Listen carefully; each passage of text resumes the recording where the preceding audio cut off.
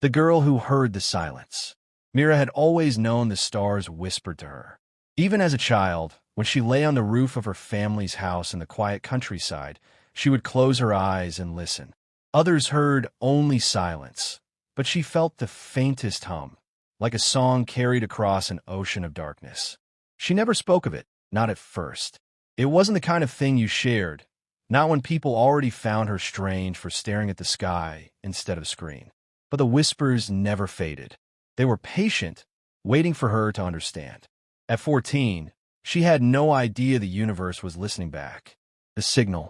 Mira spent most of her nights at the town's small observatory, where Dr. Elias Voss, a retired astronomer, let her help with his work. It was more hobby than science now. Humanity had only recently stepped beyond Mars, and no one cared much for old radio telescopes anymore. But Mira loved it. She loved the way the sky stretched endless above her, how the great dish of the telescope caught whispers from the cosmos. It was during one of these nights that everything changed. She sat by the receiver, absent-mindedly tracing star charts with her fingers. Dr. Voss stood by the main console, adjusting frequencies when the static shifted. A pulse. Faint, rhythmic, like a heartbeat across the void. Voss leaned in, adjusting the dials. That's not normal. His voice was tight, uncertain. Mira didn't answer. The pulse wasn't just sound. She could feel it, like the whispers had grown stronger. And then, instinctively, she whispered back. A single word, barely audible. A thought, a breath, nothing more. The signal changed. Voss stumbled back as the instruments went wild. The pulse turned into a complex pattern, something alive, something responding. The old man turned to Mira, his face pale in the dim glow of the monitors. "What did you do?" She couldn't answer. How could she explain that it had simply felt right? The Watchers. The response from the cosmos did not go unnoticed. Hundreds of light years away, within the cold halls of the Galactic Council, sensors flared to life. The Xelthari Dominion, one of the oldest and most powerful empires, detected an anomaly, a ripple in the quiet order of the stars. They had long considered Earth an irrelevant, primitive world. Humans were reckless, unpredictable, too emotional to be part of the grand order of the cosmos. But this?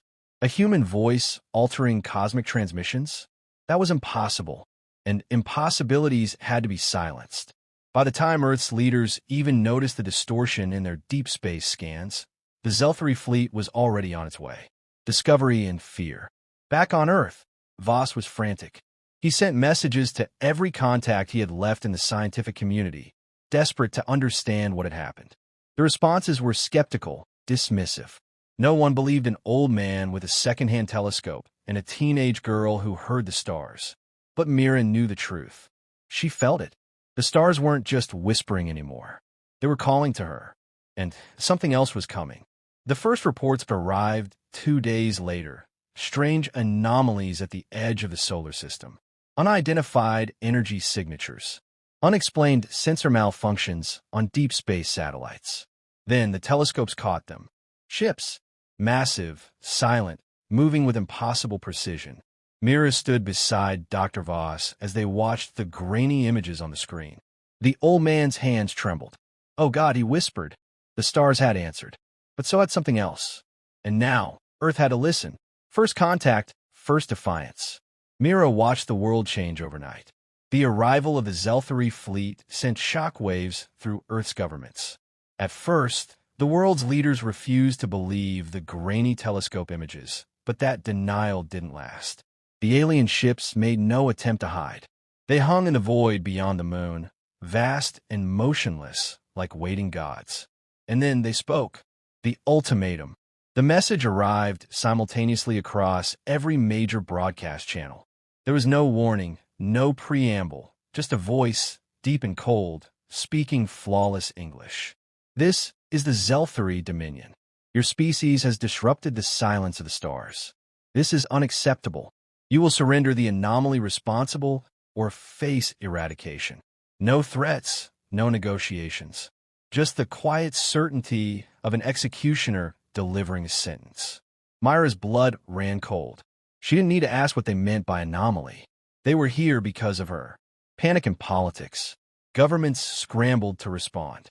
The United Nations held emergency meetings, their debates broadcast to a terrified world. Some demanded immediate surrender. Others called for resistance, though against such an advanced force. It sounded more like wishful thinking than strategy. Mira sat in the observatory with Dr. Voss, listening to the frantic voices on the radio. They think giving them someone to blame will save them, Voss muttered. Idiots! She clenched her fists. It wasn't fear that filled her. It was anger. The Xelthari hadn't come as explorers or even conquerors. They had come as bullies, demanding submission without even explaining why her voice in the void was so dangerous. Well, if they didn't want to explain, she would find out herself. The whisper in the dark. That night, Mira returned to the telescope. The world was on the brink, and she had nothing left to lose. If her whisper had reached the stars once, maybe it could again. She closed her eyes, focusing on the hum beyond the silence. She didn't speak words exactly.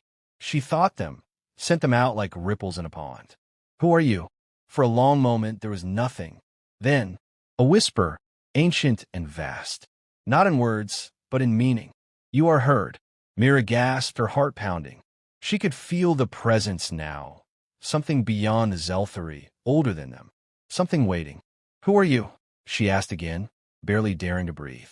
The answer came not as a voice, but as knowledge flooding her mind. Images, emotions, memories that weren't her own. The Celestials. An ancient intelligence, long thought extinct, scattered across the stars like echoes of a forgotten song. They had once ruled, not with war, but with whispers, guiding the cosmos, speaking across the void. And now, for the first time in eons, someone had answered their call. Mira staggered back, gasping for air. Dr. Voss caught her before she fell. Mira, what happened? She looked up at him, eyes wide with realization. They're afraid, she whispered. The Xelthari. They're not here to stop me. They're here to stop them. The choice. The next morning, the Xelthari spoke again. You have one Earth day to surrender the anomaly. Your defiance is irrelevant. Delay will only bring destruction. The world held its breath. Some leaders begged for Mira to be turned over, desperate to save their people. Others hesitated, reluctant to surrender a child to an unknown fate. The military factions prepared for a hopeless fight. Mira made her decision before they could make it for her. We have to fight, she told Dr. Voss, standing tall despite the fear in her chest. Not with weapons, with knowledge. Voss frowned. What do you mean? I can reach the Celestials. If I can wake them up, if they still exist, maybe we're not alone in this. Voss hesitated, then nodded. Then let's wake the stars. The world was out of time, and Mira was ready to whisper once more. The song of the stars. Mira had never been to space before. Now, she was about to leave Earth for the first time. Not as an explorer, but as humanity's last hope. The decision had been made in secret. Governments bickered over surrender and war, but Mira and Dr. Voss knew neither option would save them. The only chance lay in reaching the Celestials, the long-lost beings who had whispered back. If they had once guided the cosmos, perhaps they could do so again. With no official support, they turned to those who would help, a small crew of rogue astronauts, scientists, and engineers willing to risk everything. Their ship, the Odyssey, was an old deep space research vessel, barely equipped for combat, but fast enough to slip past the Xelthari fleet. Their destination, Europa, the frozen moon of Jupiter, where a long-abandoned celestial outpost lay buried beneath the ice. As the ship launched, Mira pressed her hand against the viewport, watching Earth shrink behind her. She had never felt so far from home, and yet she had never felt closer to the stars. The outpost beneath the ice. The journey was tense, but uneventful. The Xelthari were watching Earth, not Jupiter. That gave them time, though not much. The deadline for surrender was nearing. When the Odyssey reached Europa, they wasted no time.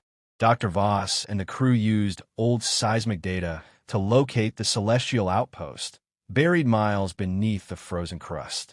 It took hours to drill through the ice, the ship's energy reserves running low. Then, Finally, they broke through.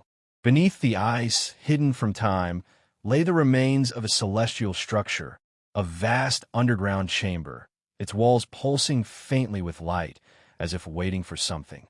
Or someone. Mira stepped forward, her breath misting in the cold air. The whispers she had always heard were louder here. Not words, but welcomes. The Celestials had been waiting for her. The truth revealed. As Mira touched the glowing walls, a flood of knowledge surged into her mind, memories not her own. She saw the Celestials as they once were, beings of light and data who had guided the young races of the universe, teaching them to listen instead of conquer. They had been stewards of balance, their voices woven into the fabric of the cosmos. But the Xelthari had feared them. Where the Celestials sought harmony, the Dominion sought control. They waged war against the Keepers of the Stars, silencing them one by one. And now, Mira understood why the Xelthari had come. She was not just an anomaly. She was a rekindled connection to something they had worked for millennia to erase. If she lived, the Celestials could rise again. The Council's ultimatum. As Mira absorbed the truth, an urgent transmission came through. The Odyssey's communications officer, a former space engineer named Reynolds, played the message aloud. It was the Xelthari. Your time is up. The image of an alien commander flickered onto the screen, tall, with jet-black eyes and a ridged, armored form. His voice was calm, absolute. You have defied the Dominion. The anomaly must be surrendered. If not, Earth will burn. Mira's fists clenched. They weren't even pretending to offer mercy anymore. Dr. Voss turned to her, his expression grave. Mira, if we turn you over, maybe... No. She lifted her chin, her heart pounding. I'm not surrendering. Not to them. She turned back to the Celestial Archive, placing both hands against the pulsing walls. Wake up, she whispered. The structure responded. Light erupted through the chamber. Symbols and patterns ignited, flowing like rivers of fire across the walls. The whispers turned into a chorus, a song rising through the dark. And in the depths of space, something answered. The awakening. Back on Earth, the Xelthari fleet readied their weapons. They had waited long enough. But then, sensors flared. The darkness of space shimmered, and from the void, they came. Ships, not of human or Xelthari design. Ancient, vast. Their forms pulsed with energy, their cores burning like newborn stars. The Celestials had awakened, and for the first time in millennia, the Xelthari knew fear. The war of light and silence. The void above Earth was no longer silent. From the moment the celestial fleet awakened, the Xelthari knew they had made a mistake. What had once been whispers in the dark had become a song of defiance, one that Mira had called into being. The Dominion ships moved first. Cold, calculated. The lead warship, a towering behemoth of black steel and ion fire, unleashed a pulse of energy aimed at the Celestials. The message was clear. Even the Ancient must bow. But the Celestials did not bow. They sang. Light erupted from their vessels, not as a weapon, but as resonance, an energy that rippled through the fabric of space itself. The Xelthari weapons flickered, systems failing, calculations unraveling. For the first time in their long history, their precision faltered, and humanity struck. The turning point. On the Odyssey, Mira stood at the center of the Celestial Archive on Europa, her hands pressed against the glowing walls. The knowledge of the ancient beings flowed through her, not in words, but in understanding. She wasn't just a girl anymore. She was the bridge between the forgotten and the present, the whisperer who had become the voice. Guide us. The Celestial's message resonated in her mind. Mira closed her eyes. She didn't command them. Celestials were beyond orders. But she could show them. She could make them see what the Xelthari had done. The lives lost. The silence forced upon the stars. And the Celestials, for the first time in eons, chose to fight. Their ships moved in ways that defied physics, weaving through the Xelthari fleet like threads of light. Their weapons were not missiles or lasers, but pulses of energy that unmade. Not through destruction, but through unraveling. Xelthari hulls crumbled as their own technology failed them, entire ships flickering out of existence as if they had never been. For the first time in recorded history, the Xelthari retreated. They ended the silence. As the Xelthari fleet limped away, the lead warship sent one last message. The same alien commander appeared on every human screen, his expression unreadable. "You do not understand what you have awakened." His voice held no arrogance now, only something Mira had never expected from the Dominion. "Fear. The stars will not stay silent for you. Not forever." And then they were gone. A new beginning. The battle was over. Earth was safe. But Mira knew this was only the beginning. She stood in the celestial chamber as the ancient voices whispered around her. The Celestials did not seek war. They never had, but they would not be silent anymore. Humanity had proven itself not as conquerors, nor as victims, but as something new, something willing to listen, to speak, to whisper to the stars rather than demand from them. As Mira stepped onto the Odyssey, Dr. Voss placed a hand on her shoulder. "What happens now?" he asked. She looked up, the universe stretching endless before them. "We listen," she said. And for the first time in eons, the stars whispered back.